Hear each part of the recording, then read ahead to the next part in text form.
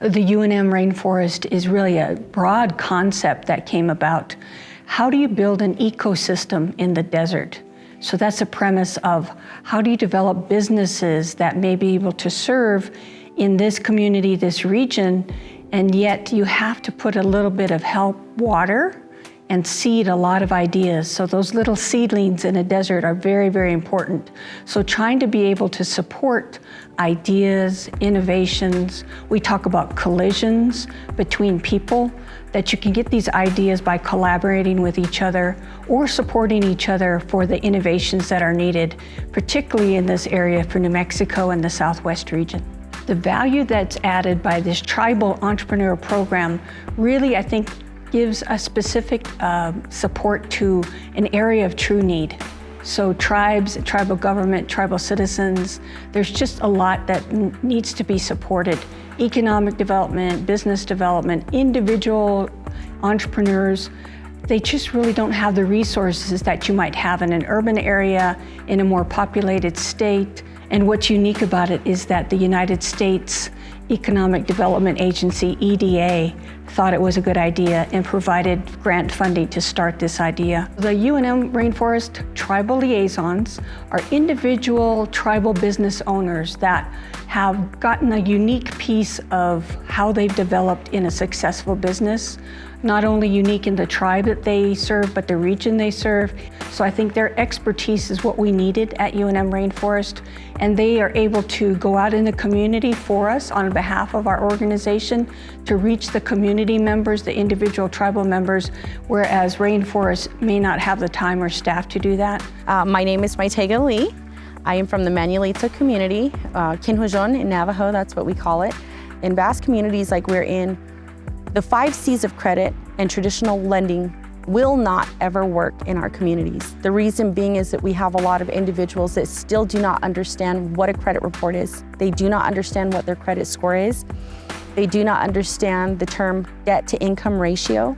They do not understand why a 401k is needed. They still do not understand what basic checking means. A lot of individuals in our communities are self-employed or they are on fixed income. Hello, my name is Zach Ben. I was born and raised here in Shiprock, New Mexico.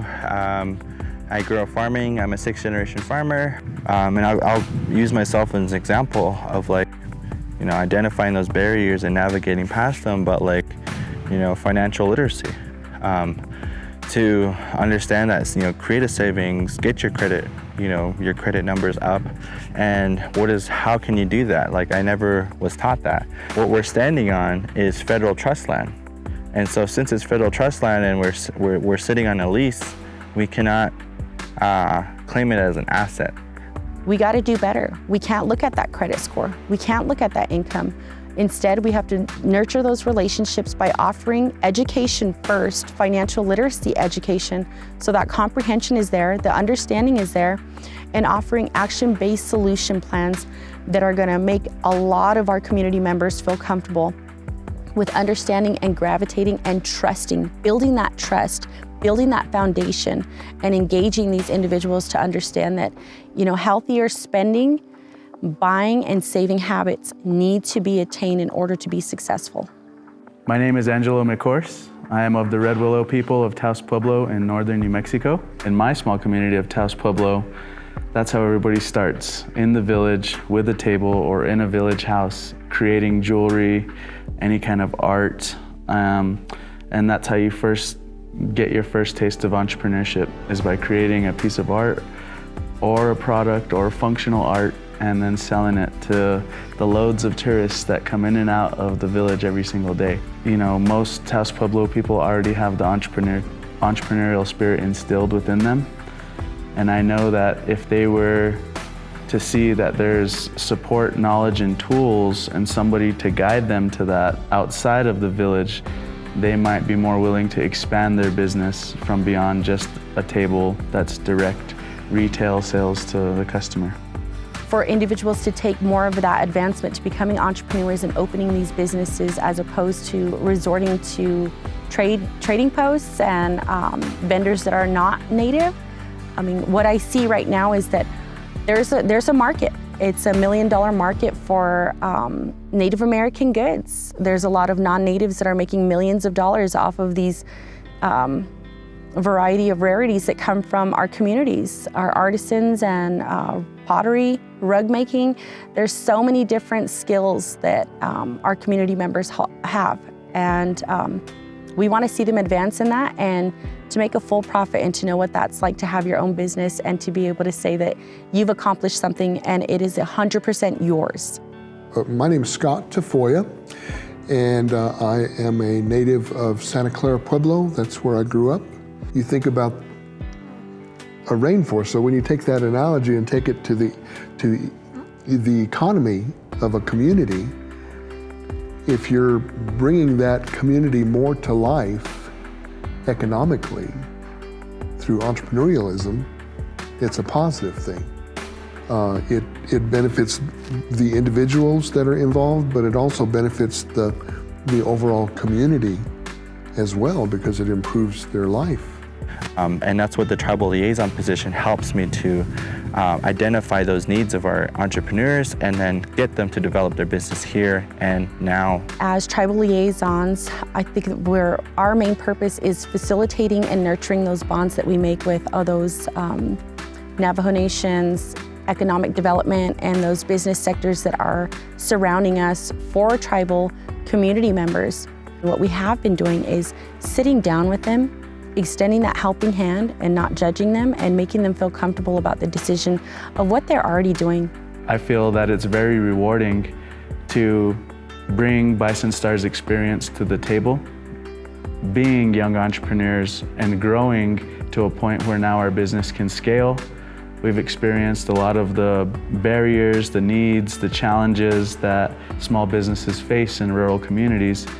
And so I feel it's a natural fit. I feel that along with the help of other tribal liaisons, we have been able to advance UNM in communications with those in our tribal communities, our leaders. We've began to introduce conversations and ideas with those that work in these sectors that help support business owners and entrepreneurs and those that want to advance.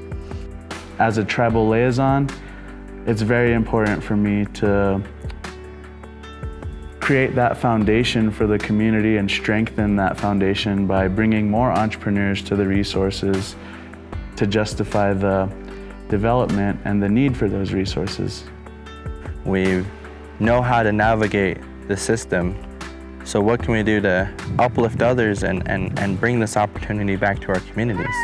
The tribal liaison position through UNM allows me to go out and identify those youth who are creative, who wants a way out, basically, and being able to start building that generational wealth.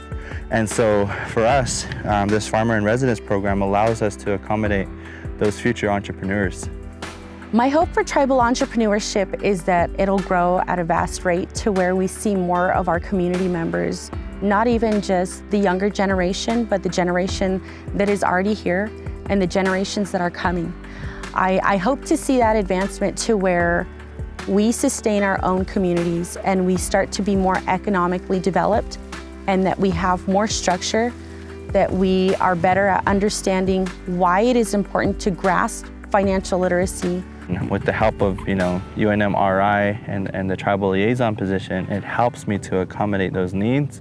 And so because of that, hopefully next year, we'll have those entrepreneurs on their own farmlands within their clan systems.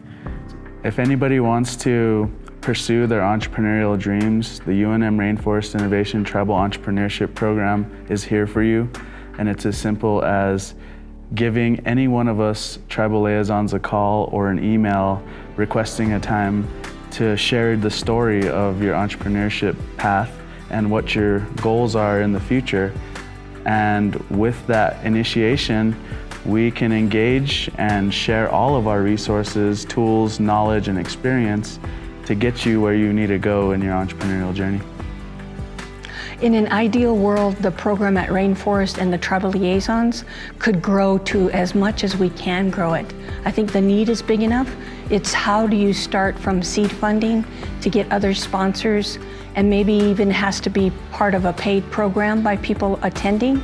But for the need for tribal liaisons and tribal businesses, they may not have the capital to do that. So I think we need to find sponsorship to continue the program from its initial stage to grow into something large.